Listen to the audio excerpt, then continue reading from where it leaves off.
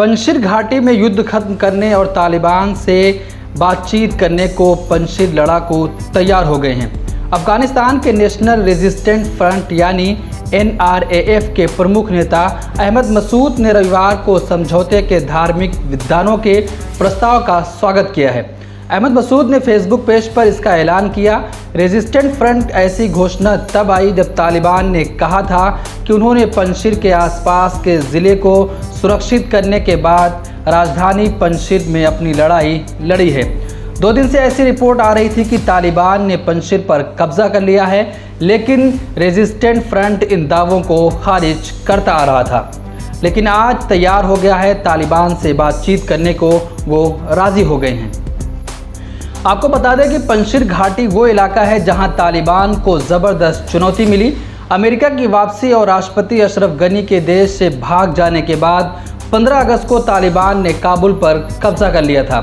यानी करीब 3 हफ्ते पहले तालिबान ने अफगानिस्तान के बाकी हिस्सों पर कब्जा कर लिया था। इस बीच खबर आई थी कि रेजिस्टेंट फ्रंट ने पंजशीर के आसपास के 3 ज़िलों पर भी कब्जा कर लिया था, लेकिन बाद में तालिबान के लड़ाकू ने फिर से उन क्षेत्रों पर कब्जा जमा लिया है।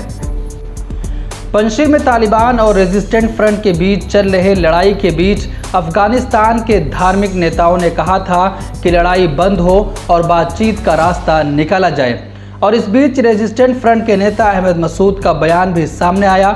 मसूद ने फेसबुक पेज पर लिखा कि मौजूदा समस्याओं को हल करने, लड़ाई को तत्काल ख़त्म करने और बातचीत जारी रखने के लिए हम तैयार हैं। तालिबान के प्रवक्ता ज़बीहुल्लाह मुजाहिद ने कहा था कि पंजशीर का मुकम्मल कंट्रोल हमारे हाथों में है। उन्होंने कहा कि कौम की दुआओं से ये कामयाबी हमें हासिल हुई है। घाटी के लोग हमारे भाई हैं, कोई भी इंतकामी कार्रवाई नहीं होगी। अफगानिस्तान की जनता तालिबान का मुकम्मल साथ देगी।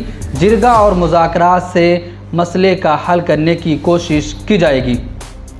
उन्होंने कहा कि इमारत-ए-इस्लामिया अफगानिस्तान में अब जंग का दौर ख़त्म हो चुका है। तालिबान की तरफ से सत्ता संभालने पर आम माफ़ी का ऐलान भी किया गया है। ज़बीहुल्लाह मुजाहिद ने कहा कि पंजशीर में कोशिश की गई कि आम लोगों का कोई नुकसान ना हो। काबुल में हालात ठीक हैं और हमारे कंट्रोल में हैं। ब्यूरो रिपोर्ट, मिल्लत टाइम्स। मिल्लत टाइम्स को आपकी ज़रूरत है। हमारी आप माली मदद करें।